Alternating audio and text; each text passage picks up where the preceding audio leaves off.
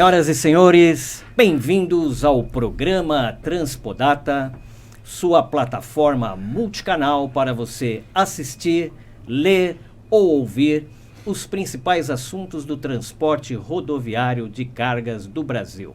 E como é tradicional neste programa, quero convidar para participar e conduzir comigo ele, Mauro Cassani. Salve, Mauro, tudo bem por aí? Tudo bem, Reinaldo? Olá, pessoal. Obrigado pela audiência. Estamos aqui já na metade do ano, como mais um ano difícil aí no Brasil e em todo o mundo, em função de pandemia, de final de pandemia. E temos ainda essa guerra que está acontecendo.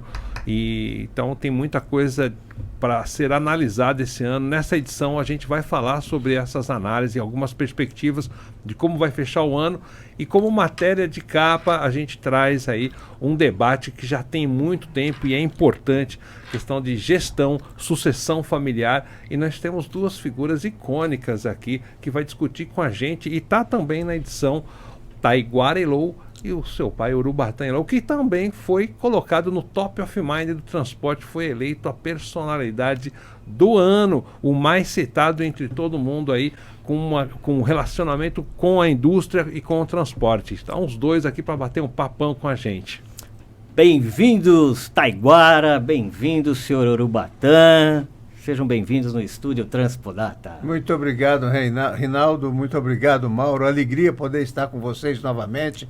O mês passado nós estivemos juntos quando vocês me conferiu o prêmio de personalidade. Não foi a gente, não, foi o público. Que maravilha, melhor ainda. E olha, concorrendo com grandes nomes, né? Sim. E isso que valorizou muito mais ainda o prêmio. E aquilo que eu falei lá no evento. Façam todas as homenagens agora. Claro. Façam todas as homenagens agora. Porque acabei de fazer 72 anos. Né? Então eu estou com uma projeção ainda de mais 30 anos para vocês poderem me fazerem homenagem. Porque 40, estava mencionando, chutando os 40 anos aqui, verdade, né? É verdade. Mas é uma alegria poder estar com vocês. E é uma alegria redobrada estar com vocês, podendo estar junto com o Taiguara, que é meu filho caçula. O Taiguara que acabou se transformando numa grande liderança de classe. Ele acaba de exercer aí dois mandatos de 3 anos cada um, frente ao CETCESP. O CETCESP é uma entidade icônica, uma das maiores entidades empresariais do país e o maior sindicato do transporte rodoviário de cargas também do país, seguramente o mais representativo de todos eles, embora todos os demais sejam também muito bons. Mas o Taiguara acabou se transformando numa grande liderança. Ele é um estudioso, ele é muito aplicado e acabou efetivamente fazendo um mandato brilhante de renovação, um mandato que trouxe uma personalidade de profissionalização, de governança corporativa para a entidade. Portanto, estar com vocês e estar ao lado do Taiguara, do meu filho Taiguara, eu quero dizer para vocês que é um prazer redobrado. Muito obrigado. Bom, depois dessa apresentação, hein, Taiguara? Reinaldo, uma alegria estar aqui com você, com o amigo Mauro, mais uma vez, participando desse bate-papo, conversando com os ouvintes, os telespectadores aí do canal do YouTube, das outras mídias, né, que a Transpodata também traz informação e conteúdo para o nosso mercado. Eu sempre o agradeço pessoalmente por causa do trabalho da mídia, né, e aquilo tudo que vocês fazem, porque de fato serve de fonte de informação para nós empresários, mas serve também de ferramenta de comunicação, como já bem dito pelo meu querido pai, das nossas entidades de classe, do trabalho que nós fazemos para poder valorizar o transporte rodoviário de cargas no Brasil, do trabalho que a gente faz para poder ajudar o empresário. Se nós tivermos um setor fortalecido, com empresas boas, competentes, entregando serviço de qualidade, quem vai bem? A economia brasileira, a indústria brasileira, o varejo brasileiro, o comércio brasileiro, ou seja, o Brasil e todos nós ganhamos. E valorizamos aquilo que é mais importante, né? Que são os nossos colaboradores, em especial os nossos motoristas, os verdadeiros heróis desse dia a dia, um dia a dia que a gente sabe que tem uma complexidade muito grande. Meu pai mencionou aqui o nosso trabalho à frente do CETCESP. De fato, a gente conseguiu entregar bandeiras que estavam há muito tempo paradas não, mas que estavam há muito tempo sendo trabalhadas na pauta da entidade. A gente com inovação, com tecnologia, com muita articulação e um pouquinho de sorte também, a gente conseguiu entregar grandes projetos, mas nada disso eu consegui fazer sem ter uma base boa, né? E quem deu a base foi esse cara aqui, meu pai, Urubatã Elon, empresário, que eu acompanhei a minha vida toda ao lado dele, o quanto que ele se dedicou, o quanto que ele entregou a sua vida, né? Abriu mão de muitas coisas para fazer o que fez e chegar onde chegou. Tudo começou lá em 1º de julho de 1977, mas ele começou muito antes, ele vai poder falar mais sobre isso, aos 13, 12 anos lá em Uberlândia, quando foi convidado para começar a trabalhar na transportadora Uberlândia. Eu nasci em 1980, então eu consegui acompanhar grande parte da evolução da companhia da Braspress, por exemplo, e de tudo que aconteceu durante essa maravilhosa jornada que a gente acabou entregando para o mercado. Ô Taiguara, já que você já está mencionando datas, né, posicionando historicamente toda essa trajetória, em que momento da sua vida, sei lá, jovenzinho, você fala, pô, eu acho que eu vou abraçar esse negócio de transportadora, hein? Eu acho que eu vou abraçar. Foi uma decisão sua ou foi as historinhas que o Urubatã ficava contando para você, ó, aqui é legal, o transporte é bacana. Em que momento foi esse aí? Na verdade... Só para Taiguara, como para nós é uma estreia aqui, fazer com os dois juntos é um bate-papo, viu? Se ele estiver mentindo, dá um corte para lá. E vice-versa. Não foi assim, não. Mas você sabe que eu gosto muito de história, né? Então eu sempre procuro entender o que aconteceu no passado. Acho que é importante, né? Quem não conhece o passado não sabe para onde vai. Então, além de mais, eu acho que essas histórias, especialmente empresariais, elas nos ensinam, né? Nos trazem conhecimento, mas acima de tudo motiva. Porque isso te traz ali um foguinho de motivação, de querer fazer também, de conquistar espaço e de fazer coisa boa no final do dia.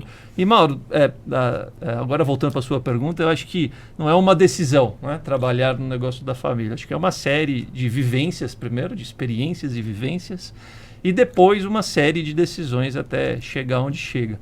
Não é de uma vez. Né, um projeto empresarial, ele vai acontecer. Você não acordou num dia e falou assim, eu vou seguir esse negócio. Agora eu quero ser transportador e vou seguir o pai. Não foi isso, foi numa série, né? Primeiro que o empresário bem sucedido, um empresário que cresce na vida, ele tem uma série de características e uma delas é ter um feeling que, pelo amor de Deus, eu nunca vi um feeling acertar tanto as coisas assim como consegue, né? E uma das coisas que meu pai, por exemplo, fez no passado, que foi muito assertivo, foi nunca levar eu e meu irmão de castigo para a empresa. E para a empresa a gente ia sempre, quando muito pequeno, se divertir na empresa. Ou então o mérito, foi bem na escola, tal, vamos para a empresa, nas férias. O prêmio, vai andar um pouco de caminhão no pátio, jogar bola no pátio, pegar o rolamento, a bolinha do rolamento do caminhão para jogar bolinha de gude. Eu joguei bolinha de gude, peão, né? Na minha época não tinha iPhone, mal tinha Atari, a gente estava falando dos videogames aqui, mal tinha Atari. Então eu brincava muito no pátio. Isso trouxe, primeiro, acho que um gosto pelo negócio, né? Não só pelo negócio, mas pelo ambiente. Então não era um lugar que eu ia de castigo, não era um castigo ir para a empresa, né? Era um lugar para ir se divertir, era um lugar agradável de ir. Eu acho que aí começa a lapidar um pouco do perfil para o futuro, né? E depois disso, depois de muitos anos, eu, durante o meu período de escola, no colegial, por exemplo, eu tinha um sério problema. Eu sempre adorei tecnologia, sempre adorei os joguinhos. Mas o problema é que toda a tecnologia que existia era tudo em inglês. E eu era um zero à esquerda no inglês. Não sabia nada, Renato, era impressionante. Eu passava em todas as matérias e sempre ficava de recuperação em inglês. E olha que eu ainda na recuperação tinha que colar dos amigos para passar no inglês. Ó, meu, the book is on the table. Essa o senhor não sabia, hein, senhor Ubata? Sabia. Ele contava isso. Sabia. Em inglês ele era surdo e burro. E ele e minha mãe sempre... esse colégio que eu estudei no Pentágono a vida toda, não era o colégio mais forte de São Paulo, mas também não era o mais fraco. Eu costumo dizer que é a escola de empreendedores. A maioria, todos não, mas a esmagadora maioria dos meus amigos viraram empresário também. Por isso que é a escola de empreendedores. Você começou aqui na segunda série, você vai terminar até o terceiro colegial, né? E meus amigos viajando, fazendo intercâmbio, aprendendo melhor o inglês. E eles, não, você vai terminar o colégio. E aí, quando terminou o colégio, obviamente, eu tomei a decisão, né? Falei, agora é a hora de ir embora para poder aprender o inglês. Eu, na infância, corri de kart muitos anos, mas aos 17 anos, mais ou menos aos 16, 17 anos, parei de correr de kart e fui para o mar, fui surfar. E quando eu terminei o colegial aos 19 anos, eu já era surfista, né? Já tinha ali uma certa experiência com o surf. Então queria ir para algum lugar que desse para surfar. Meu pai, não, fica tranquilo, você vai para Londres, Nova York e Não, tal. ali não é bem o lugar que eu quero. Eu queria infartar naquela época. Né? Não, pô, sou surfista, mas Fica não, tranquilo, você vai surfista em surfar em Londres, cima né? de um Pensa num lugar caminhão. longe, cara. Pensa Aí- num lugar longe. Aí pesquisa, Califórnia, pesquisa Havaí, que tem boas faculdades, pesquisa. Teve uma feira de intercâmbio aqui na Avenida Paulista. Eu vim visitar a feira. Na hora que eu entrei na feira, eu e 2 amigos, um stand gigante. Da onde? Da Austrália. Entramos no stand. Nossa, foi maravilhoso. Encontramos a maior universidade privada da Austrália, que fica perto de Brisbane, na costa de Brisbane, que é o nordeste do continente E tudo lá tá australiano. perto da costa sempre, Isso, né? isso. Qualquer lugar da Austrália é perto da costa. Na cidade de Gold Coast, chama Gold Coast a cidade, e aí definimos, vou para lá, né, e naquela ocasião o dólar australiano era 1 para 1 ainda, o que dava uma vantagem econômica para o negócio. Decidi ir para a Austrália, fazer 6 meses de inglês, aí cheguei lá, as coisas foram dando certo, acabei entrando na faculdade, fiz a faculdade, fiquei 4 anos lá, mas quando eu estava na metade da faculdade, o que eu comecei a observar? Quando eu ia tentar trabalhar, era só garçom, lavar prato, meus amigos entregando pizza. O melhor que conseguia um melhor empreguinho trabalhava numa loja de surf lá vendendo prancha e camiseta de surf, né? E, poxa, uma oportunidade desse tamanho. Acompanhei a vida, a história do meu pai, do Petri, que é sócio da companhia e vice-presidente até hoje, né? O quanto que eles lutaram para construir tudo isso e ali amadurecendo também, né? Da fase do menino da escola, do adolescente saindo da escola, surfista de cabelo comprido, entrando na fase adulta. Comprido e verde. Verde. Ainda pintava aí. Isso descoloria por causa da água do mar também, aquela coisa toda. Quantos anos ele tinha quando o senhor fundou a Braspress? Ele Não, não era nascido. Já era nascido. Ele não era fundou em nascido. 77, Ah, eu nasci em ele não era 1980. nascido, isso mesmo. 1º de julho de 1977. Ele meu foi pai. 3 anos depois antes, ele- Ah, nasceu. isso aí, tá. A Braspress foi fundada em 1º de julho de 77. Na verdade, ela começou a operar 1º de julho de 77. E o meu primeiro filho, Urubatã Júnior, nasceu no dia 31 de agosto de 77. Portanto, 2 meses depois, né? E o Taiguara nasceu no dia 3 de junho de 80. O Júnior, que você falou que é corintiano, quem é corintiano? Deixa eu te falar, nós temos que entrar nessa seara. Não, só pra saber, Eu só sou- pra lembrar. eu me preparei, Ele né, falou mano? que você não Sou torce pra só- futebol eu sou nenhum, que tricolor. você é surf. surfista. Nesse ponto ele tem razão. Você é surfista. Deixa ele terminar o que ele estava dizendo. Vamos sair desse assunto de futebol. Ó, pessoal, o Urubatã, pra quem não sabe, é Santista Roxo, tá? Santista daqueles do tempo do Pelé. Vamos lá, vamos Faço continuar. parte da torcida jovem do Então, Santos. pronto, aí. ó. É isso aí. E os filhos não torcem pra futebol nenhum. Pronto, acabou. Mas como eu estudei business e agora concluindo administração de empresas com ênfase em finanças na Bond University na Austrália, and my English right now is really good. Não tenho mais problema com o inglês. Deu pra ver, ficou É. bom. So, Australian English. Good on you, mate. Fully Australian English. Então foi lá que caiu a ficha, né? O garoto que saiu da escola, adolescente, surfista, que foi para a Austrália com os amigos, estudar, entrou na faculdade, aprendeu técnicas de gestão, de negócios, e aí caiu a ficha de que, poxa, a oportunidade estava aqui e que eu precisava, de fato, ajudar meu pai, ajudar o Petri, ajudar a nossa diretoria para dar sequência nos negócios que foram criados e construídos ao longo do tempo. Os CPFs, a gente sabe que um dia vai para um lugar e a gente espera que seja um lugar melhor. Mas a marca e o CNPJ pode ficar aqui eternamente. Então cabe a nós, né, gerações e gerações, a manter o legado e multiplicar ele. Teu irmão já estava na Braspress? Meu irmão começou bem antes, na Braspress, antes do que eu, lá trabalhando no arquivo. Aliás, o primeiro departamento que eu trabalhei foi no departamento de coleta. Eu ficava anotando coleta. Na época não tinha o sistema tecnológico que a gente tem hoje, então era no telefone, atendendo as linhas e anotando no papelzinho, e eu tentava bater recorde das outras atendentes. Eu atendia mais ou menos de 70 a 80 coletas por dia, mas minha letra vocês já puderam ver lá na capa, né? A letra desde então era horrorosa, eu Tinha que ter um destacava... departamento para traduzir a letra. Hieroglifo. Olha, né? Aumenta- Pra saber- aumentando o custo, aumentando o custo. Parecia aquelas coisas romanas do século, né? Destacava e passava o pessoal para o controlador de frota que falava com a frota. E meu irmão começou bem antes, lá no almoxerifado da empresa. Então meu irmão, por ser mais velho, também começou antes na empresa. Mas, Urubatã, Você mantém o que ele está dizendo. Você nunca falou, ó, vocês dois, vocês resolvem a sua vida, mas vocês vão trabalhar comigo. Eu não tinha tempo para isso. Deixa eu te falar o seguinte, eu fiz renúncias absurdas para poder criar o que nós criamos. E eu não tinha tempo para dizer, você vai, você não vai, você faz, você não faz. Nem pensava nisso? Nem pensava nisso. Na verdade é o seguinte, eu percebi que foi gerados exemplos o dia que eu ganhei dos meus filhos um busto de um homenzinho de terno e gravata com uma pasta na mão. Quer dizer, naquele momento eu tive um start de que o exemplo foi eficaz. Porque, na verdade, o jovem e o adolescente, ele é um livro em branco. Você escreve ali naquelas páginas a história futura dele. Mas eu não me preocupei em fazer essa escrita, eu não me preocupei em fazer uma formação para eles.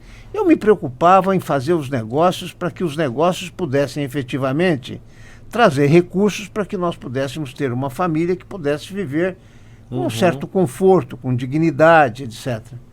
E essa aplicação ao trabalho, essa aplicação aos negócios, passaram a gerar exemplos. E eu acho que é o seguinte, o melhor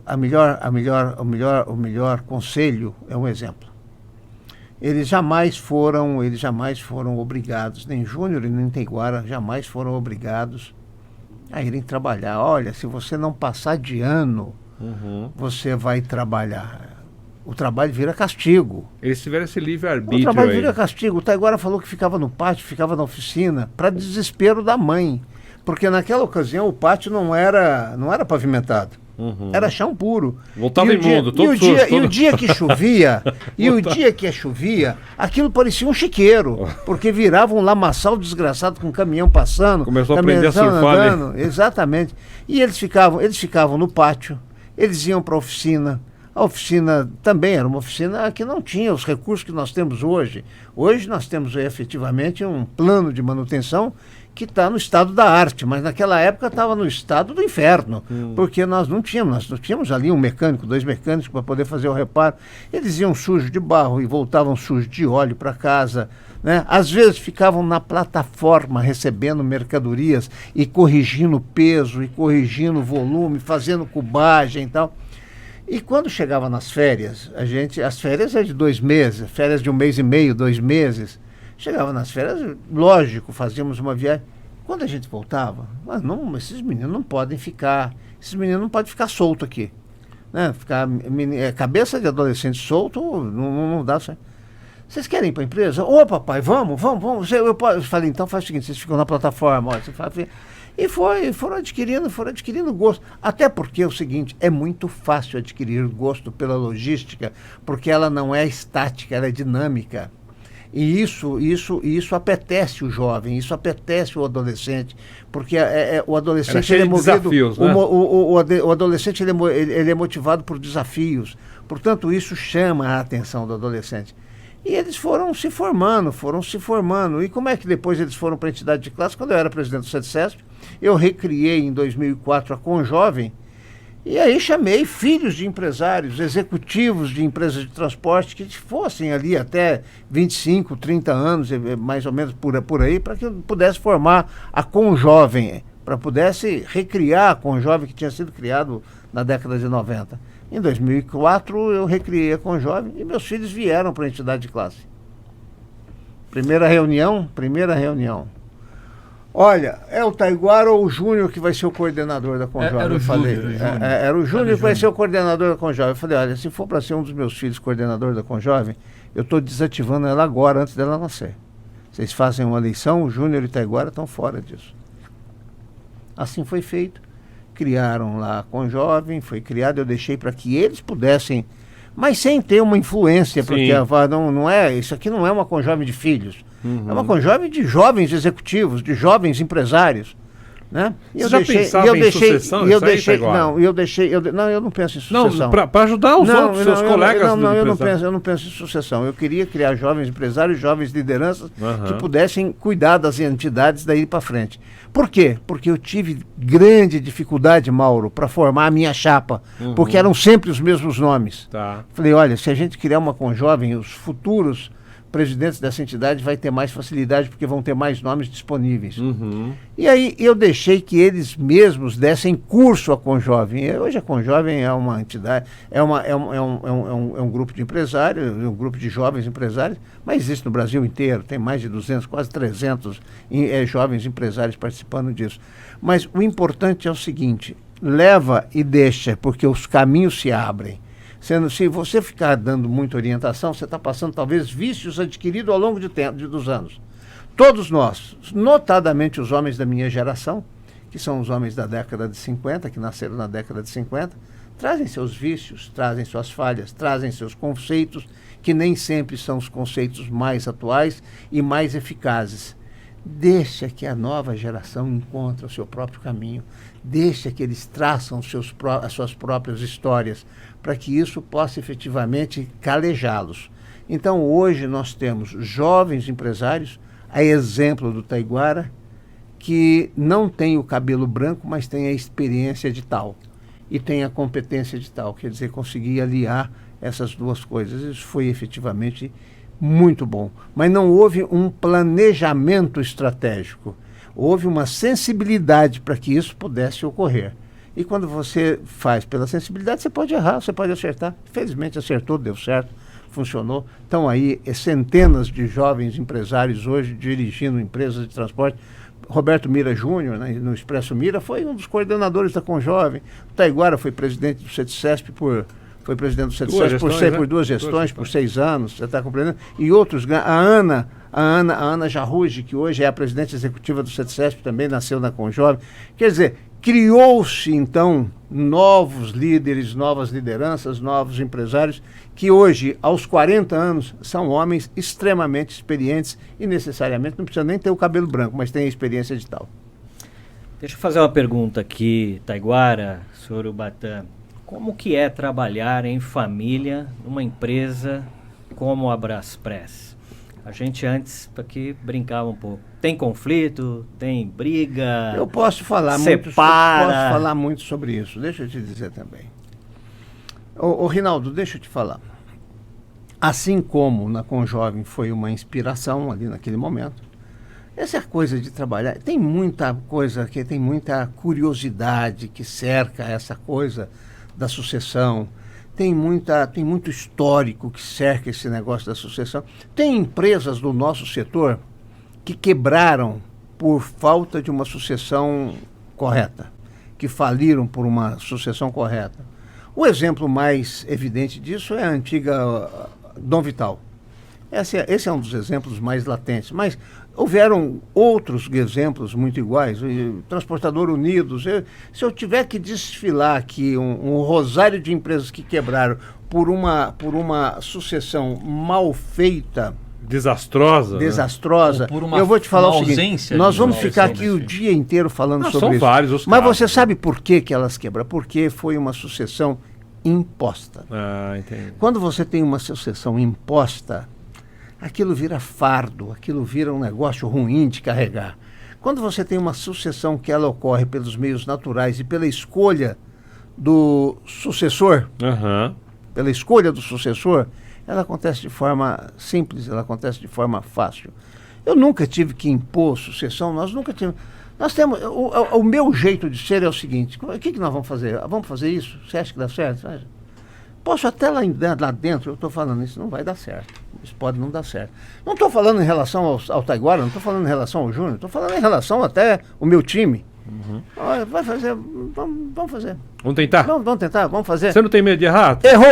Errou, meu amigo, vamos consertar. Ou então é o seguinte, errou, rapaz, olha, o erro foi meu, vamos consertar esse troço, me ajuda a consertar.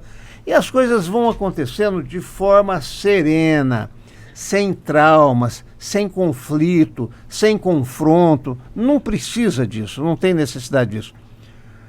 O Taiguara está lá na nossa empresa todos os dias. Depois que ele saiu do CETCESP, graças a Deus, terminou o mandato, ele está na empresa lá ele está na empresa todos os dias. Quando ele estava lá no CETCESP, eu criei uma empresa, uma factory, para fazer operação com os nossos clientes, operaçãozinha de desconto de direitos creditórios, tal, etc. Taiguara saiu do CETCESP tem 5 meses, 6 meses, por aí. 5 meses. 5 meses, É. 5 meses. E 16 Ele dias. fez uma revolução, criou o Urbano Bank, criou uma empresa de sistema de financiamento, está criando uma empresa de meio de pagamento. Ele fez uma revolução nesse negócio que vai operar, está operando dentro do nosso próprio ecossistema. Ou seja, ele está escolhendo, não é que ele está escolhendo o caminho. Ele está estruturando uma coisa para eventualmente olhar para outra. Mas está estruturando primeiro uma coisa para olhar para outra. O Júnior está ali todo dia olhando a frota, uma frota de 3.000 unidades. 3.000 unidades. O Júnior criou um time dele, em que ele criou um sistema de governança de gestão no sistema de frota nossa. Você não vê um caminhão sujo, você não vê um caminhão parado no acostamento. E olha que nós verticalizamos 85% das nossas transferências, em detrimento, inclusive, dos autônomos que nós tínhamos. Nós fizemos essa verticalização. Você não vê um caminhão nosso parado no acostamento, você não vê um caminhão nosso sujo, porque foi criado um sistema, não é um sistema de gestão, foi criada uma governança corporativa no nosso sistema de frota. A mesma coisa está acontecendo hoje no nosso braço financeiro, que hoje está sendo comandado pelo Taiguara. Nós acabamos agora, por orientação do próprio Taiguara, por pesquisa do Taiguara, nós acabamos de comprar agora uma empresa de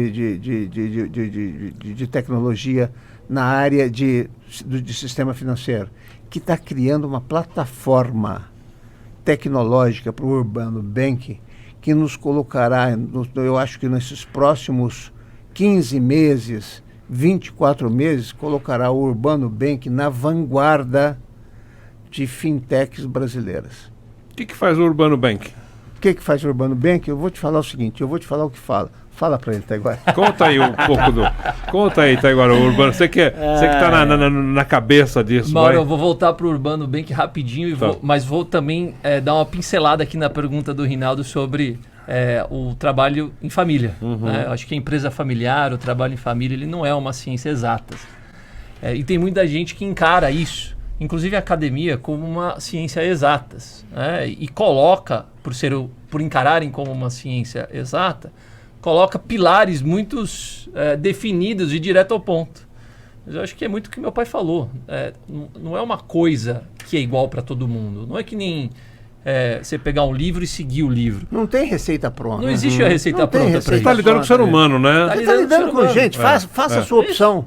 Faça a sua opção. Porque, na verdade, é o seguinte, você não quer que seus filhos sejam seus sucessores. Não, você quer que seus filhos sejam felizes. Mas eu penso... Você não está criando filho, você está criando homem. Eu quero que eles sejam felizes. Se não acontece, às vezes, chegar em casa e falar, pô, mas não te falei que isso ia dar errado, Não quer tem dizer, isso. vai isso... Não, isso tem não uma tem. coisa Rinaldo, nunca teve. Deixa eu te dizer o seguinte, nunca teve isso, e nunca teve isso com os filhos, mas também nunca teve isso com o meu time. Eu te falei que vai dar errado. Eu vou te falar o seguinte, a pitonisa do apocalipse é a pior desgraça que tem para você criar conflito. Amigo, não deu certo? Não deu certo. Vamos tomar uma providência. Vamos tentar arrumar, Até porque é o seguinte, toda iniciativa ela é absolutamente válida até quando ela é errada. Porque quando ela é errada, você tem a oportunidade de saber que aquele ponto está errado e você tem tempo de corrigir. Agora, pior mesmo é a inércia. A inércia é uma merda, porque na verdade é o seguinte, se você ficar parado com os braços cruzados, nada vem ao seu encontro. Você precisa ir ao encontro das coisas. Quem não faz nada nunca erra, né? Não erra. Aí, Agora, né? é o seguinte, olha, eu errei. Até porque nunca aconteceu essa coisa, nenhum dos meus filhos chegar, pai, desculpa, eu errei. Porque na verdade é o seguinte, eles foram forjados dentro do negócio. Se eles errarem, é porque eu também erraria. Porque não há uma diferença mais de experiência, não há mais uma diferença. Pode ser assim, olha, de histórico de vida, pode ser de histórico de coisa, já passei por isso pode acontecer assim, assim, assado. Mas o mundo está se transformando numa velocidade tal, porque aquilo que eu passei, muito provavelmente não seja a receita para uma nova fórmula. A nova fórmula, ela precisa ser criada, e ela está sendo criada pela nova geração, não é a velha geração que vai criar a nova fórmula. A velha geração, ela é espectadora das novas fórmulas e pode dar uma buriladinha aqui, uma buriladinha, mas eu não tenho essa coisa. Eu vejo muita fala a respeito de sucessão. Eu vejo muita coisa se falando a respeito de sucessão. Reinaldo, deixa eu te falar uma coisa para você. Se eu, Taiguara, o Júnior, se minha família, se nós nos afastarmos hoje 3, 4 meses da nossa empresa, quando nós voltarmos, a empresa está continuando no seu trilho. Nós não criamos um negócio que efetivamente vá nos escravizar. Sabe, nós criamos um negócio que é a benefício das 9.000 pessoas que trabalham nessa companhia. Essa companhia hoje ela tem 9.000 famílias. Portanto, ela não pode depender apenas de um Taiguara. Ela não pode depender apenas de um Urubatã Júnior. E muito menos de um Urubatã Sênior, que do alto dos seus 72 anos de idade, não tem mais disposição e nem saúde para fazer expedientes de 18 horas por dia. Então você tem que criar alguma coisa que ela possa efetivamente ser automatizada, que ela possa fluir a benefício dessas 9.000 pessoas. Porque a responsabilidade com essas 9.000 pessoas, elas têm que ser muito maior do que o seu próprio ego e ter a vaidade do mando. Porque a vaidade do mando, ela é efetivamente uma vaidade que coça, né? Ela coça o ego. O cidadão tem vontade de mandar. Mas essa é uma questão muito latina, né? Mas quando você tem uma sensibilidade de dizer o seguinte, isso precisa funcionar a favor das pessoas que aí estão. E uma das pessoas que aí estão sou eu. Outras das pessoas que aí estão são meus filhos. E funciona porque isso não pode ser um crucifixo. Isso não pode ser um sacrifício. Isso tem que ser um ato natural. Isso tem que ser um ato que tem que acontecer de forma absolutamente natural. Portanto, lá na companhia nós não temos essa preocupação. Como é que está a sucessão? Vamos vamos chamar uma empresa de consultoria para fazer o balizamento da nossa sucessão? Vamos chamar uma fundação Dom Cabral da Vida para fazer... Meu amigo, a sucessão está pronta. Se eu quiser disser o seguinte, olha, eu moro no Alphaville, minha empresa é em Guarulhos. 54 quilômetros. 1h10 para ir, 1h10 para voltar. Faço isso ainda com prazer. O dia que eu não estiver tendo mais prazer de fazer isso, posso falar para o Taiguara, agora você passa aí você lá, o Júnior, agora passa você ir lá. E é o seguinte, sabe, eu vou ser agora o chairman da empresa. Não serei mais o CEO da empresa, serei o chairman da empresa. Você passa a ser o CEO da empresa. Porque lá, na verdade, é o seguinte, nós temos um CEO na área administrativa e financeira, nós temos um CEO na área comercial, nós temos um CEO na área operacional. Da família, Luiz Carlos. Ninguém é da família. Nós temos um CEO de novos negócios, nós temos um CEO de frota, nós temos vários CEOs, nós não temos um único presidente. Sabe, nós temos vários presidentes que tramitam pelas suas áreas. Cabe a mim só fazer o equilíbrio dos pratos. Não deixar que nenhum desses pratos possa cair e fazer com que as coisas possam continuar caminhando harmonicamente. Não tem um ano que nós não tenhamos experimentado crescimento. Não tem um ano que nós não tenhamos experimentado resultado positivo. Não tem um ano em que nós não ampliamos a nossa massa humana dentro da empresa. Não tem um ano que nós deixamos de construir um novo terminal. Não tem um ano que nós deixamos de investir em tecnologia. A receita está pronta. É essa a receita. Mas quem fez essa receita aí? Só para entender aqui, Urba. Essa receita foi uma criação de vocês, da equipe, Mauro, de todo mundo? Outra coisa que nós precisamos desmistificar. Quem foi que fez? Sabe, essa coisa, quem foi que fez, já começa a levar egos. Ah, não, fui eu que fiz, não, foi fulano que fez, foi fulano. Isso é uma bobagem absurda, você está compreendendo? O que, na verdade, é o seguinte, isto foi construído ao longo do tempo, frutos de muitos erros. Sabe, sobretudo meu, que eu não tive uma formação acadêmica, eu tive uma formação escolar parca. Não é porque meus pais não quiseram me dar. Porque eu achava que era possível. Não é que era possível. Eu achava que os professores não faziam as coisas direito, não ensinavam direito, sabiam pouco, etc. Entendeu? E é verdade, porque eles vinham para a aula também cheio de preconceitos, cheio de dogmas. E eu não suporto preconceito, eu não suporto dogmas, eu não suporto essas coisas de frase pronta, de que não gosto daquilo, que não gosto disso, que não gosto daquilo. Eu gosto de tudo. Como é que eu vou gostar de uma coisa que eu não experimentei? Né? Então, eu gosto de tudo. Então, deixa eu te falar o seguinte, ninguém construiu isso. Essas coisas foram fruto de erros. E todas as vezes que você erra, você tem oportunidade de consertar. E quando você conserta, você criou a primariedade daquela solução. Porque o conserto real, ele vai começando a acontecer na evolução ao longo do tempo. Aprender com os erros. E, né? Rinaldo, só concluindo a questão familiar, acho que um ponto que é importante, né? Não há, obviamente, uma receita pronta para isso, mas um ponto importante é, será que o sucessor, ele quer?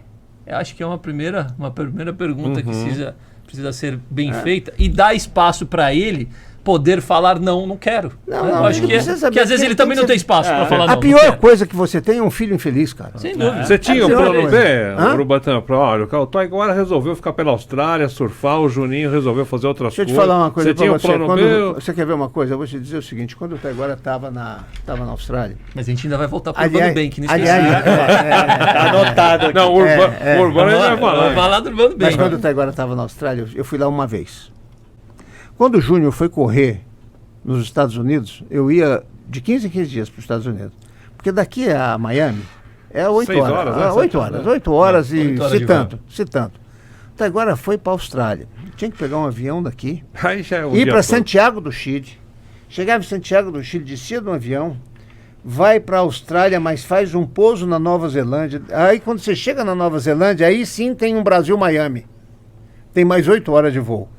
Aí quando você chegava em Sydney, descia em Sydney, para ir para a cidade dele, você tinha mais umas 3 horas para poder viajar de carro. Então, meu... O seu Taiguara falou... ele falou, eu vou ficar... O que eu faço de logística do Brasil é Eu dei pro olha. Taiguara, quando ele foi para a Austrália, um cartão de crédito filhote do meu. American Express, Platino, tem direito a tudo. Tinha direito a tudo. Ele podia comprar uma fazenda, ele podia ter um cartãozão. E não vinha despesa naquele cartão. Reinaldo, e não vinha despesa naquele cartão, Reinaldo. E não vinha despesa naquele cartão. Eu olhava para aquele cartão e falei, esse moleque tá vivendo de quê? Belo dia, eu e minha mulher pegamos o avião e fomos para a Austrália. Foi a única vez que nós fomos na Austrália. Chegamos lá, ele foi me pegar no aeroporto em Sydney. Brisbane. Eu disse em Sydney, peguei um outro avião, eu esqueci de mais uma outra conexão. Deixa eu te falar, a Austrália é como Presidente Prudente. É longe de tudo, cara. E quente. É como a Presidente Prudente, é longe de tudo.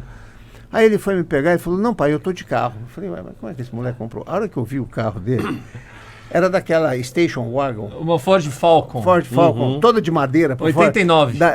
Meu, aquilo eu vou te falar. Foi aventura. Bom, é um carro que ele deve ter comprado lá por $1.000, $800, $1.000 australianos. O equivalente aí hoje, era 1 por 1 naquela época, o equivalente a R$800. Mas não valia mais do que isso. Mas não valia mais. E no meio do caminho ainda ferveu. Tinha que parar para pôr água. Vamos ter que ir de água para pôr água. Aí chegamos na casa dele. A hora que eu chego na casa dele e olho na janela, a primeira coisa que eu vejo foi uma coisa que eu nunca vi na minha vida, as baleias passando assim. Verdade. Lindo, as baleias passando. Aí eu fui olhar o guarda-roupa dele. Tinha 3 bermudas, 4 camisetas e 5 chinelas havaianas. Falei, pô, cadê sua roupa? Era 2 chinelas havaianas. Falei, cadê sua roupa, Taiguara? Tá aí. Ele falou, não, tá aí, pai, é isso aí, minha roupa. Falei, tá certo, então tá bom. Falei, mas como é que você mantém o carro para ir? Esse carro bebe muito, bebe um combustível desgraçado. Como é que você vai para a faculdade? Ele falou, não, eu vou de skate. Ele disse, não, eu vou de skate. Então, meu amigo... Eu só usei o carro numa ocasião especial, né? Eu falei, mas Taiguara, tá certo, mas e o cartão de crédito? Por que você não usa? Não preciso, pai, porque eu ganho dinheiro. Você ganha dinheiro fazendo o quê, menino? A primeira coisa que você ganha dinheiro fazendo o quê, moleque? Não, pai, eu vou te levar num restaurante ali, eu tô cozinhando lá, eu cozinho lá. Meu, Taiguara desenvolveu uma aptidão para cozinha, que é um negócio absurdo. Que é um negócio absurdo. Até então, porque não ele, tinha ninguém para cozinhar em casa. Daí e ele acabou introduzindo na Austrália o corte da picanha. O churrasco brasileiro. Que ninguém conhecia, Isso é uma inovação lá no restaurante. E aí eu andava com ele ali pela cidade dele, andava no meio dos restaurantes, os donos de restaurante, os garçons, Taiguara.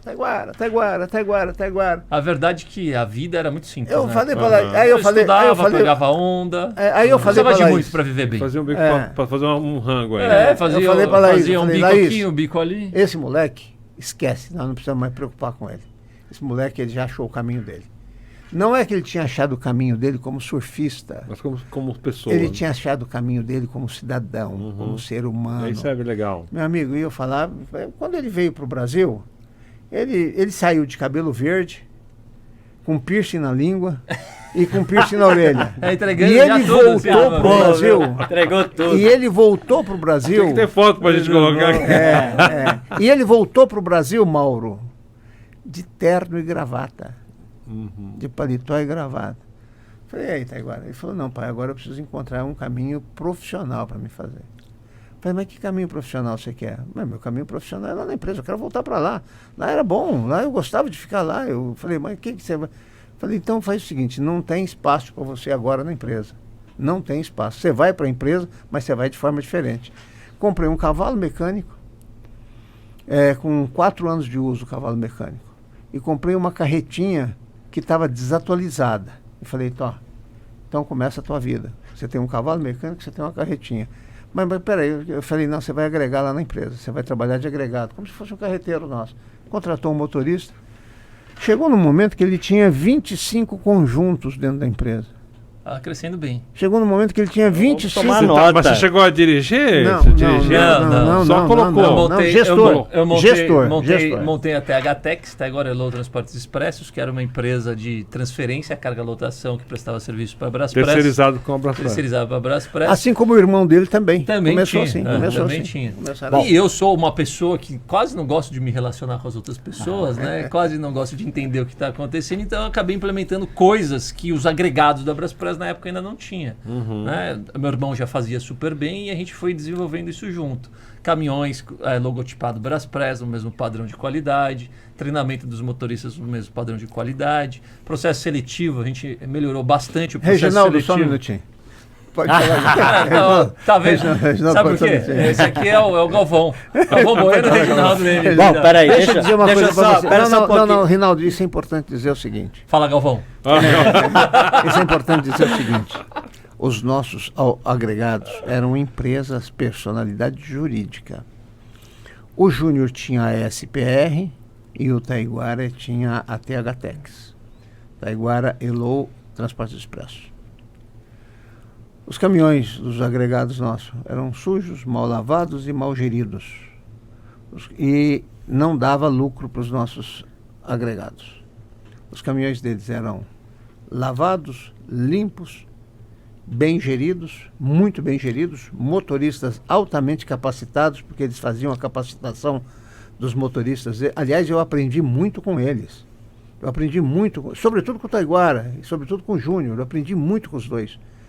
Geriram bem. E em pouco tempo, talvez aí num período aí de 4 ou 5 anos, o Taiguara estava lá com seus 25 conjuntos, o Júnior estava lá com seus 32 conjuntos, porque tinha começado um pouco antes. Tinha começado um pouco antes. Chegou no momento, eu falei para eles, olha, deixa eu te falar uma coisa para vocês, está inadequado isso aqui dentro da empresa. Está inadequado porque começa a ter aquela coisa, não, mas é o filho do Urubatã, não, porque o filho do Urubatã não é nem filho, é o filho do Urubatã, eu falei, para. Me vende as empresas. Compramos a empresa deles, paguei a empresa deles, e aí eles vieram para dentro da empresa. Bom, Um gestor de frota e o outro na criação de novos negócios. Rapidamente ele assumiu a liderança do setor.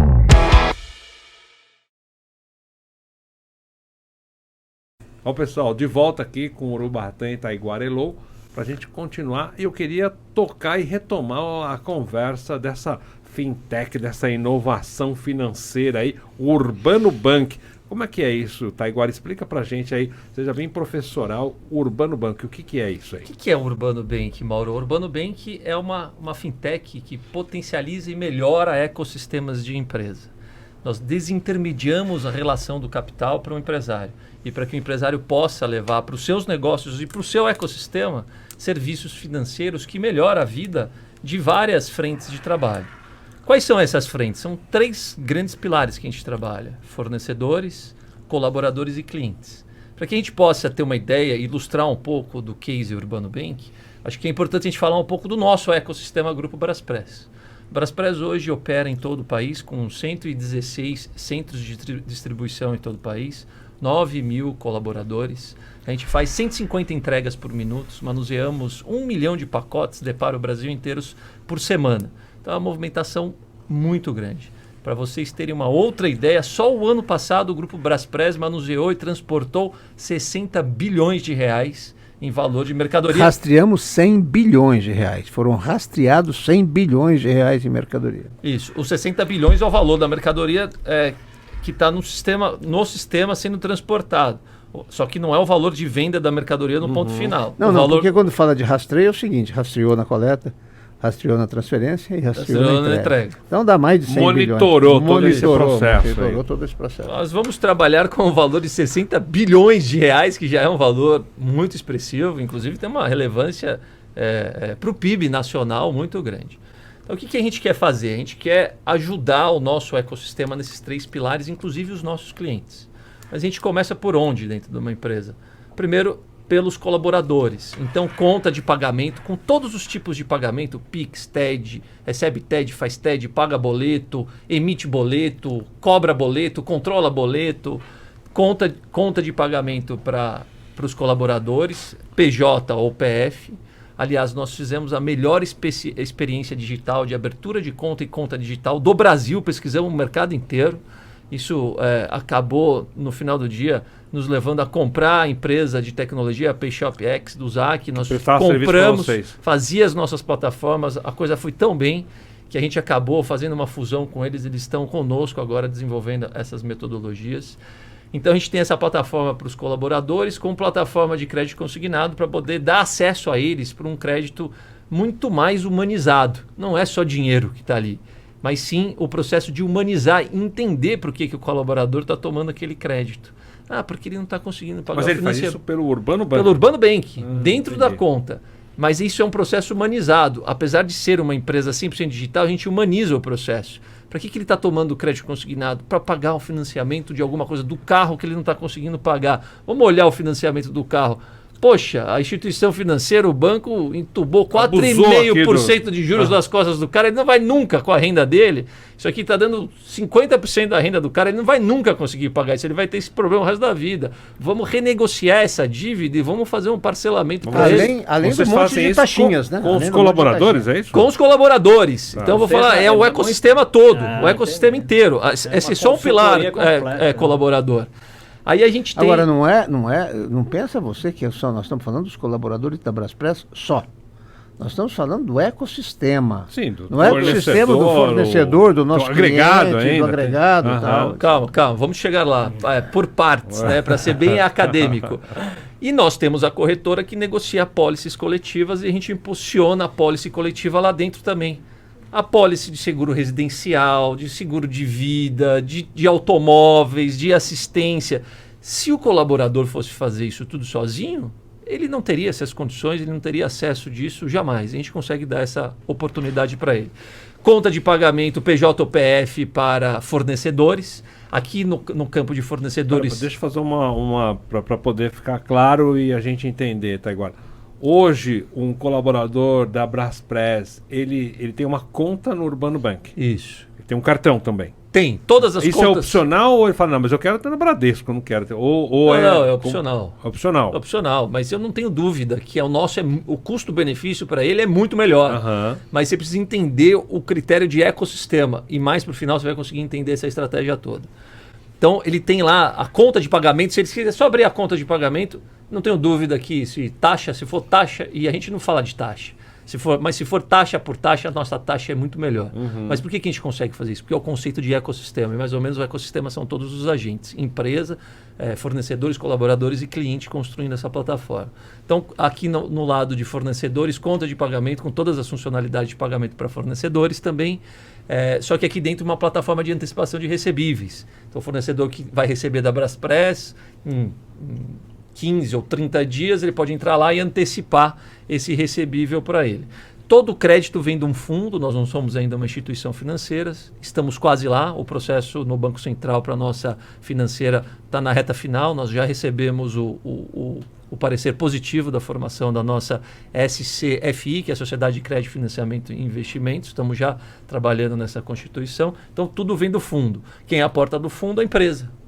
Nós aportamos nesse fundo junto com outros investidores que se interessem pelo ecossistema.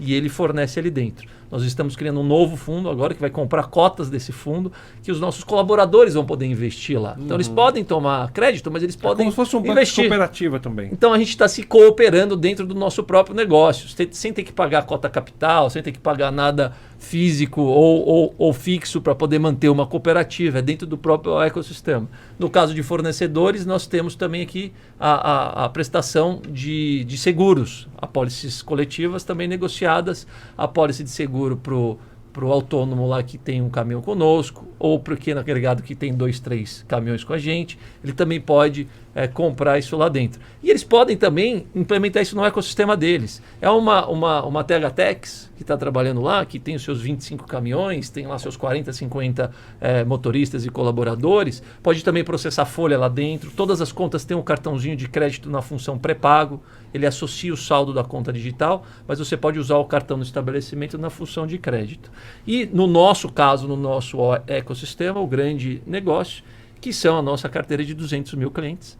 Nós vamos também entregar para eles uma conta digital PJ/PF, aliás, o melhor onboard, processo de abertura de conta digital do país, onboard de abertura de empresa a MEI, que é o pequeno empresário, pequeno e médio empresário, profissional autônomo, a empresa limitada de um procurador só e a grande inovação, que é o onboard de abertura de conta totalmente digital para empresas limitadas e SA com multiprocuradores. Até empresas listadas conseguem abrir de forma eletrônica. Nem os grandes bancos conseguem abrir uma conta corrente ou uma conta de pagamento digital de uma empresa SA com multiprocuradores, tem que ser ainda no papel. Então a gente fez um processo 100% digital. Então para os nossos clientes também conta PJ/PF, os 200 mil clientes. Aqui a gente pode dar para eles serviços de financiamentos, porque a gente tem também a função de subadquirentes, que são as maquininhas de cartão de crédito e os gateways de pagamento, no caso do e-commerce. Então a gente consegue dar esse suporte para eles aqui dentro também, e eles podem fazer esse trabalho de potencializar o ecossistema dentro do negócio deles, é muito grande.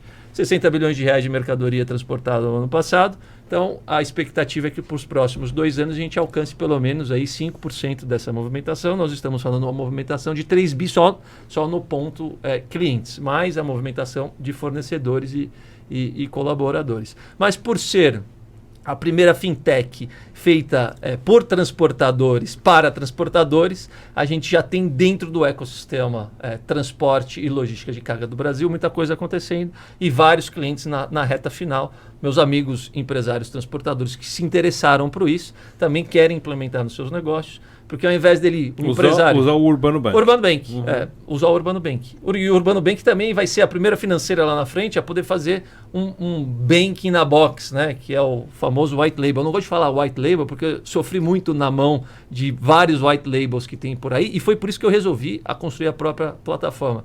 Um bando de vendedores de sonhos, né? A gente fez um negócio pé no chão e que realmente funciona. Então a gente está fazendo esse trabalho com vários amigos empresários do setor, fornecedores também, tem grandes fornecedores entrando nessa sistemática e a plataforma tende a crescer cada vez mais. Começou? A gente desintermedia a relação do capital para a empresa, melhorando, dando acesso a serviços financeiros para o ecossistema, que esse ecossistema sozinho não fazia, e potencializando o resultado da empresa. Ao invés do empresário deixar o dinheiro dele investido no banco lá 100% do CDI, que vai render hoje com uma taxa de juros aí um pouco mais alta do que 12%, vai render 0,7%, 0,8% ao mês, ele pode usar esse capital e financiar o seu ecossistema e render 200% do CDI, ao invés de ficar 100%. E é o que o banco faz, ele toma o seu dinheiro a 100%, mas ele empresta lá 300% no seu ecossistema. Sim. Entendeu? Então a gente desintermedia, melhora o resultado do capital do empresário e da empresa e melhora o acesso do serviço financeiro para o ecossistema, fidelizando os seus fornecedores, melhorando a qualidade de vida dos seus colaboradores e também fidelizando e ajudando os seus clientes a crescerem. Então eu acho que é um ganha-ganha geral. Quando começou? O Urbano Bank começou, na verdade, em 2014, com a fundação da Factoring, quando nós idealizamos lá atrás um suporte para o nosso pequeno e médio cliente. Por quê? Foi através de um processo, de uma estratégia de crédito do Grupo Braspress que a gente acabou tendo essa ideia. O pequeno e médio cliente, o crédito dele é avaliado conosco. Se ele está em dia com a gente, se os pagamentos estão acontecendo, super tranquilo, a gente dá crédito para ele. Quando ele deixa de pagar uma fatura, a gente faz uma marquinha lá no conhecimento dele, esse conhecimento se chama conhecimento estrelado, a gente transporta para ele, mas ele tem que pagar à vista. E o nosso serviço ele é fundamental para o desenvolvimento do negócio do cliente. Se é uma pequena indústria, uma pequena confecção, por exemplo, ele produz localmente, mas com a Braspress ele vende nacionalmente. Ele precisa da Braspress para poder entregar os seus produtos acabados. Se é uma pequena loja, um pequeno estabelecimento no comércio, ele precisa da Braspress para receber o produto, para poder vender as suas mercadorias. Então, quando eles se apertavam, o que eles faziam? Na verdade, começou em 2014, mas o grande salto se deu a partir do momento em que o Taiguara se desincompatibilizou com o CETCESP e veio para dentro da casa. Quer dizer, todas essas coisas que ele falou, que aconteceu de melhoria na nossa plataforma do sistema, foi a partir do momento em que ele efetivamente pôde se dedicar integralmente para expediente. Sem dúvida. Então começou lá com essa estratégia, porque esse pequeno e médio cliente, quando ele não conseguia pagar uma fatura, ele tinha que passar a pagar à vista. E aí ele ligava na nossa central de contas a receber, que é centralizada em São Paulo, criado pelo Giuseppe, isso lá atrás, centralizado aqui. Ligava meio, poxa, pelo amor de Deus, ninguém dá crédito nenhum, vocês são os únicos que dão. Estou realmente com dificuldade na vida, não é fácil manter o estabelecimento. Olha, tem um check-in aqui, tem um recebível aqui. Foi quando a gente montou a empresa de fomento. Ela operou mais ou menos 1 ano e meio, cresceu morno, mas cresceu. Quando ela bateu 15 milhões de reais de patrimônio líquido, do ponto de vista tributário não fazia mais sentido. A gente fundou o fundo, que é o FDIC, que é o Fundo de Antecipação de Recebíveis. O FDIC ele cresceu, mas também cresceu morno. Foi quando eu percebi, na cadeira de novos negócios, a revolução das fintechs e as contas de pagamento. Caiu a ficha. A conta de pagamento não é o maior negócio do mundo, mas é a tecnologia que vai nos trazer escala e que vai acompanhar o quê? A capilaridade da Braspress no Brasil inteiro. Muito bom. Bom, eu tenho uma pilha de perguntas aqui, mas vamos priorizar. E farei aqui 2 e vocês, por favor, decidam aí como vão responder. E só para concluir, estou esperando lá o processo de abertura de contas de vocês, hein? Opa, já tomei nota aqui, viu? Fiquem tranquilos. Mas assim, eu queria saber qual é o maior obstáculo em gestão em tempo de crise, né? Se é pessoal, se é finanças. Acho que o senhor Urbatan pode falar um pouco. E eu queria também saber, Taiguara, sobre as tendências de digitalização no transporte. Que a gente tem debatido muito esse tema também. Então, senhor Urbatan, qual é o maior obstáculo quando uma empresa de transporte está diante de uma crise? Reinaldo, deixa eu dizer o seguinte. Nós sempre aceleramos muito no momento em que os outros estão freando. Ou seja, todas as crises que nós tivemos do ponto de vista institucional, todas as crises que nós tivemos no país do ponto de vista institucional, quer seja por pacotes econômicos, quer seja por mudança de moeda, quer seja por inflação, quer seja por pandemia, foram os momentos em que nós mais investimos. Foram os momentos em que nós mais tivemos oportunidade de ampliar a infraestrutura na companhia. Eu não tive nenhum momento de crise que efetivamente eu dissesse o seguinte: olha que crise. A gente até cunhou uma brincadeira na empresa que a gente costuma dizer o seguinte: a gente fez uma reunião na empresa e decidimos o seguinte: não vamos participar dessa crise. Nós decidimos não participar. Só na capa do jornal, aqui não. Me coloca fora disso. Me inclua fora. Me inclua fora dessa crise. Só para você ter uma ideia, no momento da pandemia, Vamos falar dessa crise mais recente, até porque ela não é apenas uma crise econômica, ela é uma crise humanitária e foi uma crise de combate a um desconhecido, né? Portanto, aí é o seguinte, é fácil de apontar erros, fácil de apontar dedos, porque um foi isso, o outro foi aquilo, mas é o combate ao desconhecido. Quer dizer, de qualquer maneira, houve o combate, nós, felizmente, hoje, nós não estamos mais vivendo uma pandemia. Podemos estar vivendo uma epidemia, mas não mais uma pandemia. Pan é quando é o todo, né? A epidemia é quando ela é mais localizada, quando ela é menor. E é isso que nós estamos vivendo. Mas vamos dizer o seguinte, quando ela eclodiu no Brasil. A pandemia eclodiu no Brasil com 3 meses de atraso, porque, na verdade, é o que nós somos em relação ao mundo. Saiu da China, pegou a América, Estados Unidos, América do Norte, e depois pegou a Europa. Por quê? Porque, na verdade, é o seguinte, é onde tem o maior trânsito econômico do mundo, onde mais pessoas vão e voltam. Nós pegamos 3 meses depois em que a Itália já estava de lockdown. Porque, na verdade, é o seguinte, até chegar aqui, quer dizer, a nossa importância econômica ela é menos relevante do que a importância da América do Norte, mas menos importante do que a importância econômica da Europa. Então, essas coisas têm a ver porque é o ir e vir de pessoas. Quer dizer, o trânsito de pessoas é muito maior nessas regiões densamente econômicas, etc, etc. E quando ela chegou aqui, chegou com muito severa. Olha, com lockdown, com restrições ao varejo, sobretudo ao varejo. Nós somos uma empresa de varejo. Nós abastecemos o pequeno e médio varejo brasileiro.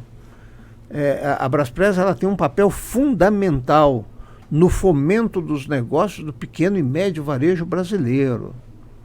E, de repente, o varejo foi o mais severamente atingido, exatamente pelas restrições que foram impostas. Cidades com mais de 100 mil habitantes, cidades que pararam.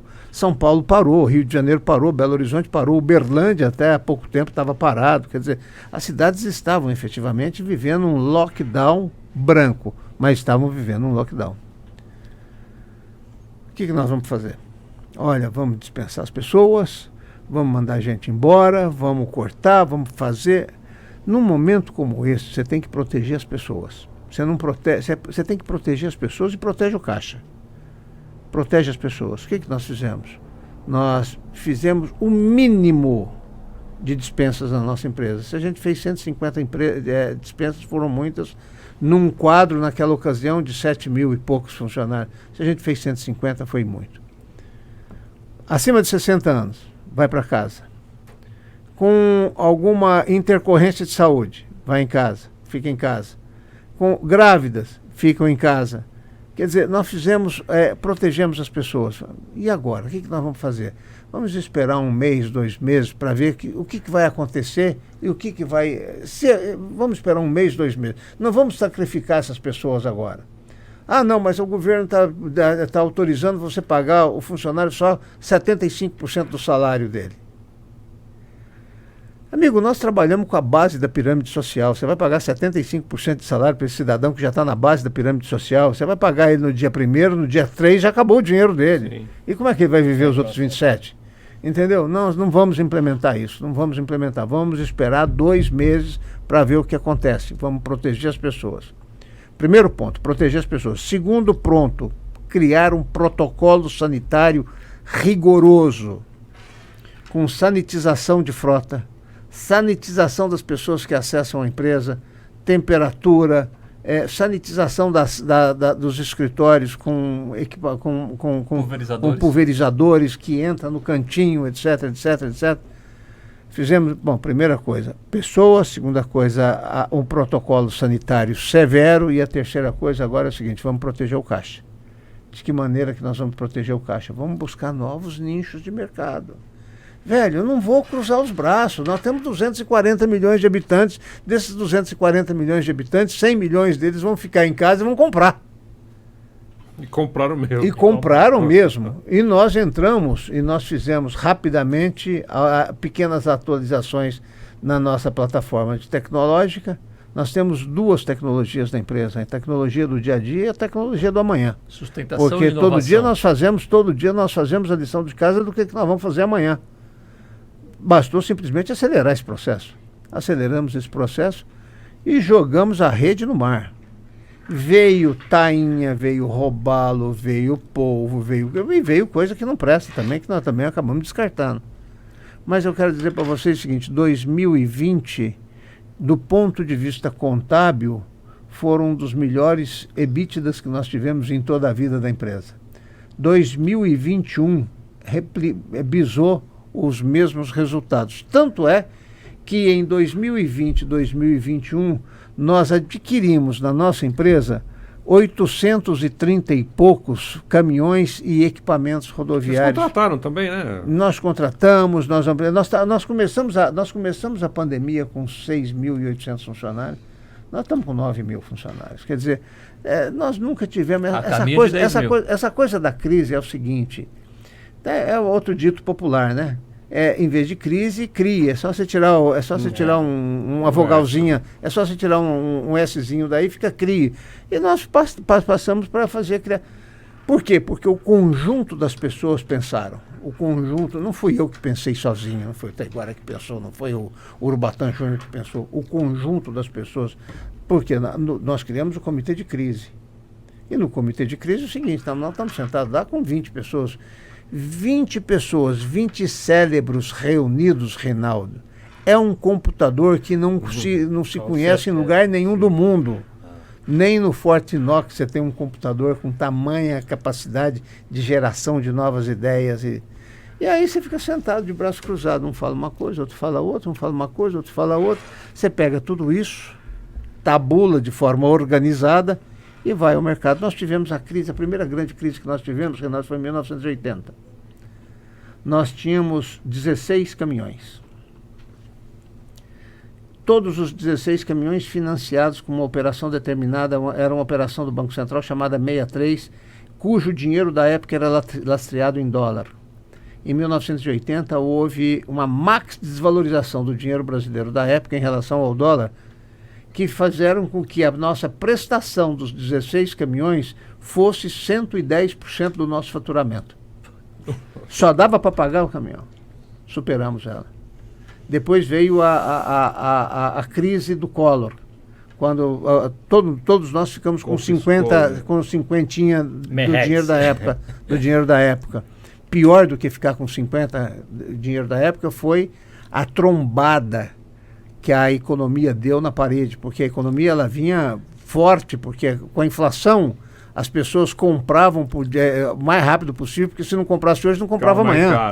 Ficava mais caro amanhã. Então, a atividade econômica ela estava muito pungente, a atividade econômica estava muito forte, e a atividade econômica demorou uns 6, 7 meses para ela poder novamente se reanimar, que ela pudesse novamente se processar. Até porque é o seguinte, as pessoas perderam o poder de compra, ficaram sem recursos, ficaram sem nada. Nós superamos esse período com dificuldade, é fato. Com dificuldade é fato, mas nós superamos esse período. Qual foi o grande momento da nossa empresa? Qual foi o grande momento do nosso Eldorado? O grande momento foi 1994, com um plano real que trouxe estabilidade para a moeda. Quando você tem uma moeda estável, você beneficia o empreendedor.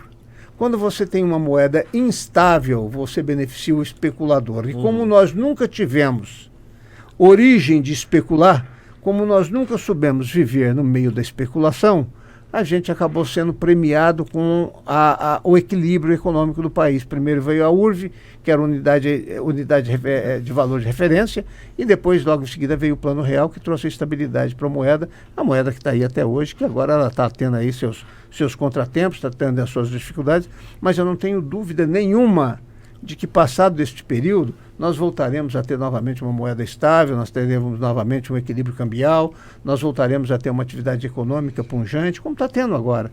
E esse ano mesmo nós vamos bater todos os recordes na nossa empresa.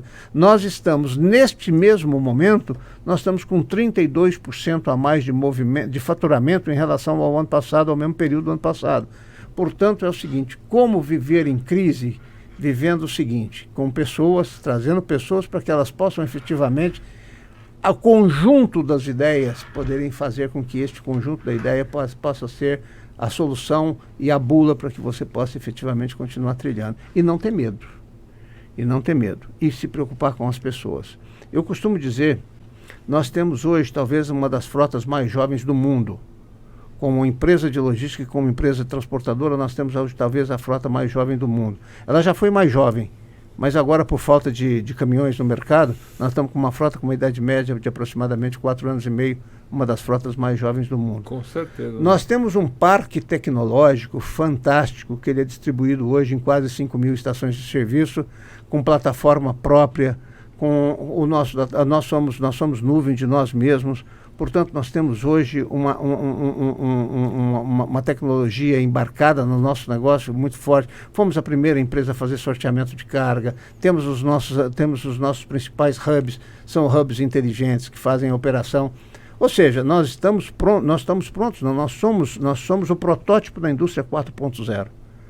A gente só não implementa ela porque os nossos clientes ainda não chegaram nesse mesmo nível tecnológico para que a gente possa efetivamente fazer essa integração. Mas nós temos todo esse processo.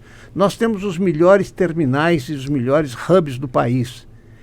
Aliás, construídos arquitetonicamente, voltados para o nosso negócio e com beleza de arquitetura.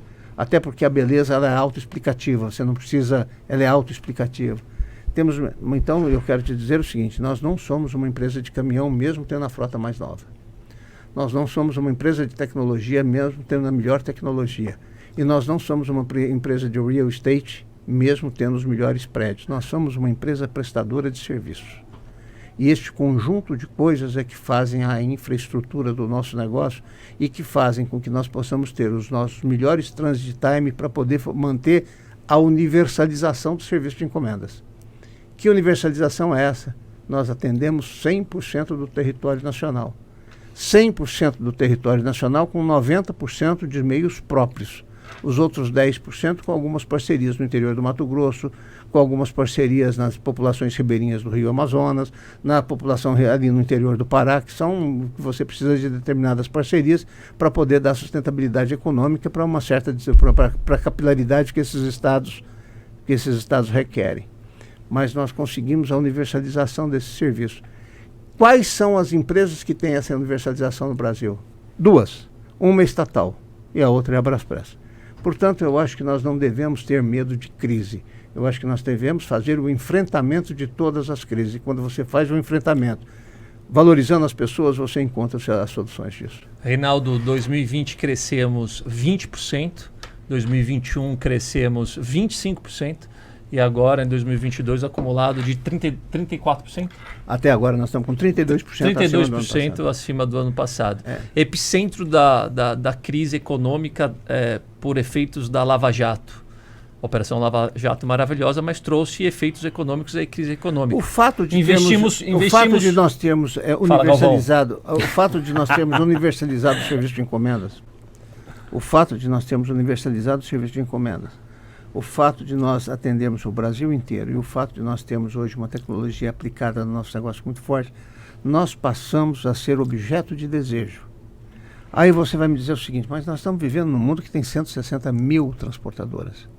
Você tem não sei quantos mil autônomos, você tem não sei o quê. Como viver num mar vermelho, como transformar o seu mar em azul num mar vermelho como esse? Foco permanente e investimento permanente em cima de tecnologia e em cima de pessoas, na capacitação dos indivíduos, na melhoria da performance do indivíduo. Todos nós somos... Não existe o cidadão mais burro ou o cidadão mais inteligente. Existe o cidadão menos capacitado e o cidadão mais capacitado. E você pode fazer com que o cidadão possa se capacitar ao ponto de ele poder ser um gerador de ideias que possa propiciar bons resultados para o negócio final seu. E isso hoje nós temos feito hoje com grande sabedoria. Nós deixamos de ser a transportadora que vai buscar por preço, que vai buscar a qualquer custo para sermos fonte de desejo. A gente passou a ser fonte de desejo hoje dos nossos clientes. Epicentro da crise econômica dada a Lava Jato, nós investimos 250 milhões de reais na construção do Planeta Azul. O mercado desinvestia, nós investíamos na infraestrutura. Tá, agora, você tem filho? Tenho, sou casado com a Júnior, Fabiola. Júnior também tem? Já Tem, quantos- tem. Tenho quantos 2 netos? filhos, meu irmão 4 também tem netos, 2. tem 4 Já vão netos. brincar lá na Braspress, agora mais limpinhos? tem que Deixa eu te fazer falar, muita deixa eu te sujeira? falar, deixa eu te falar. Nós temos, os meus netos são netos ainda muito jovens. O meu neto mais velho é o Christian, Acabou de fazer 15. que acabou de fazer 15 anos. E o meu neto mais jovem é o Taio Elou, que é filho do Taiguara, que agora está tem 12 anos. Quantos Fazendo são? 13. 4? São 4, né? São 2 casais. São É, dois dois casais. São 2 casais. Então eles são muito jovens. Mas todos os dias, quando eles me encontram, a primeira pergunta: vou ir a Braspress, como é que tá?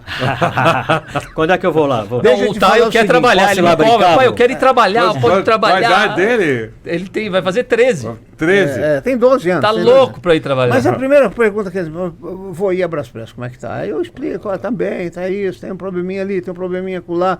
Aí ele começa sugerindo uma ideia, sugerindo outra e tal, você tá compreendendo?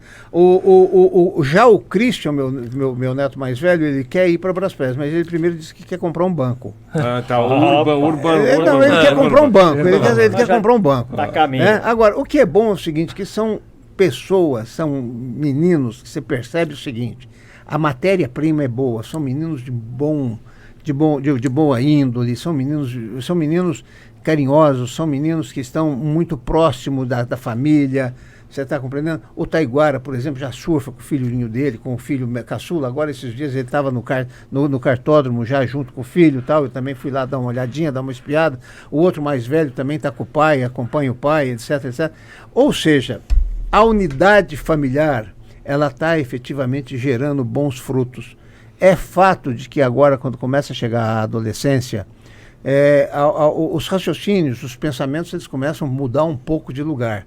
E é fato que vai começar a ter uma contestação ali, uma contestação acolá, precisa saber só receber isso.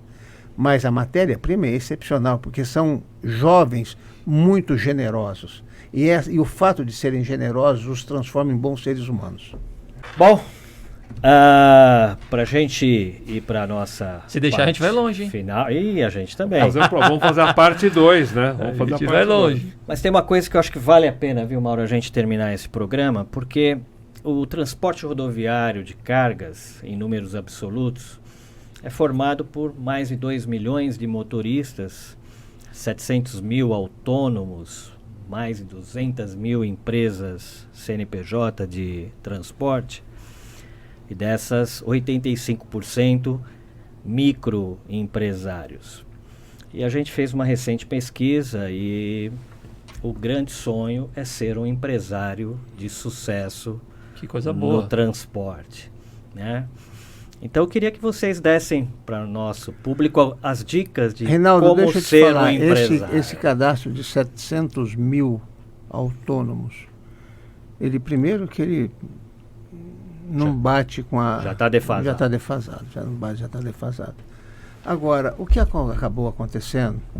O fenômeno da greve, da paralisação dos autônomos de 2018, acabou sendo um tiro no pé dos autônomos, porque a criação da tabela de frete mínimo fizeram com que muitas empresas passassem a verticalizar suas operações em detrimento aos autônomos. Nós somos um exemplo disso. Nós fomos um exemplo muito claro disso, você está compreendendo? Portanto, os autônomos perderam muito espaço. Por outro lado, a guerra tarifária entre as empresas de transportes não permitiu que os autônomos tivessem também uma remuneração à altura do seu negócio, e eles estão fazendo uma autofagia. O que é? Uns estão comendo para-choque, outros estão comendo para-lama, e a frota desses autônomos está envelhecendo. A continuar neste processo, há uma tendência de diminuírem mais ainda os autônomos e haver um aumento na verticalização de frota. Ou seja, a terceirização ela ir diminuindo no nosso setor. Não estou falando da uberização de carga. Isso é um outro papo, eu acho que nós precisaríamos de um outro programa para que a gente pudesse falar da uberização de carga, nesse sentido. Então, o que eu quero te dizer é o seguinte, como conviver nesse mundo, como viver nesse mundo, observando as situações de momento e você ir fazendo a correção do seu GPS. Você vai fazendo a correção do seu GPS para que você possa se conduzir em bom termo, você está compreendendo? Então, eu não vejo grandes dificuldades. Agora, se você me perguntar o seguinte, Urubatã, qual é o conselho que você pode dar? Eu quero te falar o seguinte, eu sou um membro da história. 72 anos, 50 anos de atividade empresarial, antes da Brasprev já tive outras empresas. Eu sou um testemunho da história. E se eu puder dar um conselho para alguém, o conselho que eu daria é o seguinte, não faça nada por dinheiro. Porque quando você faz a coisa por dinheiro, você torna isso quase que obrigatório. Faça por desejo de fazer, faça por desejo de realizar e faça por amor aquilo que você está fazendo. Quando você coloca amor e quando você coloca sentimento naquilo que você está fazendo, ele acaba dando dinheiro, porque você faz isso tão bem feito que acaba dando dinheiro. O processo fica tão bem feito, fica com tanta qualidade que acaba dando dinheiro. Quer dizer, não é o dinheiro que tem que te mover. O que tem que te mover é a paixão por realizar, é a paixão por fazer. Qualquer que for a atividade, aliás, o meu sócio costuma dizer isso, Petri, todas as atividades fazem falidos e milionários. Eu conheço um monte de chinês que ficou milionário com pastelaria e que deve existir muito texano que tenha quebrado com poço de petróleo. Por quê? Porque, na verdade, é o seguinte, o objetivo final era o dinheiro. Quando você faz a coisa por sentimento, quando você faz a coisa pelo amor de realizar, seguramente você vai trazer bom resultado para o negócio. E, Rinaldo, é maravilhoso saber que tem aí uma legião de pequenos empresários e de autônomos querendo se tornarem empresários e crescer na vida empresarial. É muito melhor termos empresas no setor organizadas, empresas que pagam os seus tributos em dia, que valorizam suas pessoas, que capacitam suas pessoas e melhor remunera também a sua gente, porque dessa forma a gente melhora o ecossistema empresarial. E nós, empresários, competimos de uma forma saudável. Eu acho que a competição entre empresas, a competição no mercado, ela tem que ter um conceito de coopetição. O que é isso? Nós cooperarmos entre nós, inclusive nas nossas próprias entidades de classe, quando precisamos cooperar, combater o roubo de cargas, a barreira fiscal, a carga tributária, o processo burocrático, combatemos tudo isso juntos, porque juntos ganhamos muito mais força, mas também competir de uma forma saudável. Competir pela qualidade, competir de forma inteligente, de forma estratégica. Competir é diferente de disputar, né? Exatamente, guerra, né? Exatamente. Então é muito bom ver o pessoal querendo se transformar em empresário. E existe só uma forma de fazer isso, né? Já é bem dita aqui pelo meu querido pai. Fazer com amor, fazer olhando, né, no objetivo final, que não seja só o dinheiro. O dinheiro é uma parte importante, a gente não pode esconder disso. Mas não pode ser o objeto principal do seu crescimento e do desenvolvimento dos seus negócios. Dedicação e aquilo que é meio básico, que a gente não deveria falar, né? Honestidade e sempre olhar e também valorizar as suas pessoas. Isso aí. Uau, muito bom, viu? Eu tô feliz com esse encontro. Maurão, quer falar alguma coisa aí? Pô, a gente tem sempre uma aula, né? Com essa dupla e com o Urubatã, né? Já tive o prazer de entrevistar o Taiguara. Tudo que, aliás, abriu, né? Foi o que começou, estreou, né? A gente estreou o programa, aqui. Foi no ano passado, né? A gente Foi. bateu um papo bem legal. Olha aí, ó, tá aqui, aqui tá a inclusive, capa aqui, ó, aqui, ó. olha aí, ó, tá aqui, ó, olha lá, essa aqui eu acho que de longe é a capa, não mais sei se é a bonita melhor, da mas é a Transform. capa mais bonita, eu não tenho dúvida disso. Aliás, tá aqui Falando em atrás, capa, ó, aí, meu vou querido trazer amigo aqui a Roberto capa. Leoncini aqui atrás, eu Ó, quero dizer que a minha capa é muito tá mais mais bonita, bonita. né? Mas é muito bom esse papo que a gente tem. Até a próxima capa já tá aqui, ó. Ai, a Agora, próxima capa, acrescentamos que uma coisa figura boa. aqui, ó. Ficou mais Aí, bonita. vai, não Deixa ficou eu te agora? falar, agora equilibrou a idade média da capa, né? A idade média ficou boa. Sensacional. Muito bom, muito bom, muito bom. Muito Senhor Urubatã, nossas câmeras são para o senhor. Por favor, faça suas considerações aqui do encontro. Eu quero repetir, Rinaldo, eu quero agradecer muito você, agradecer ao Mauro a oportunidade de eu e o meu filho podermos falar um pouco para os nossos internautas que estão nos ouvindo, mas repetir o seguinte, busque aquilo que você tem admiração para fazer. A admiração é a matéria-prima do amor. E quando você ama alguma coisa, você faz aquilo com muito denodo. E quando você põe denodo naquilo que você faz, você pode ter certeza de que o resultado, ele invariavelmente vai ser um resultado muito positivo. E persista, porque os obstáculos sempre vão existir. Persista. insista, tenha coragem de dizer o seguinte: olha, esse aqui é o que eu vou fazer e eu vou me especializar nisso. Não existe o especialista do genérico, existe o especialista daquilo que ele faz. E se ele fizer aquilo sempre, ele vai fazer cada dia melhor e cada dia mais bem feito. Muito obrigado a vocês, muito obrigado aos internautas que nos aturaram até agora e eu espero que a audiência seja uma audiência retumbante. Muito obrigado. Muito bom. Se tiver toda a galera da Braspress assistindo, a audiência já é sucesso. Total. Taiguara. Final sua do meu vez. amigo Mauro, mais uma vez, muito obrigado. Que orgulho estar aqui com vocês. Como é bom esse tipo de bate-papo. A gente aqui acaba, na verdade eu acabo aprendendo aqui muito mais do que tentar ensinar alguma coisa. Com vocês dois, com essa fera que é meu querido pai, a gente só aprende todos os dias. Se dedicar aos negócios é mais do que só um compromisso, né? É um estilo de vida. A gente vive isso realmente como um estilo nosso na família. A gente se dedica porque a gente pensa que a gente está trazendo um valor para a sociedade brasileira, para a economia brasileira, mas a gente está ajudando também as 9.000 famílias que estão envolvidas nos nossos negócios. A gente pensa nos filhos deles também, a gente pensa nas próximas gerações deles também. Porque a gente gosta de pessoas felizes, pessoas que prezam pela qualidade da vida e pelo trabalho. Trabalho, trabalho, trabalho, família, família, família. Muito obrigado. É isso aí. Opa. Muito bem, chegamos ao final de mais um programa, desta vez com duas grandes feras do transporte rodoviário. Agradeço a todos que estiveram conosco até este momento e fique conosco para mais programas Transpodata.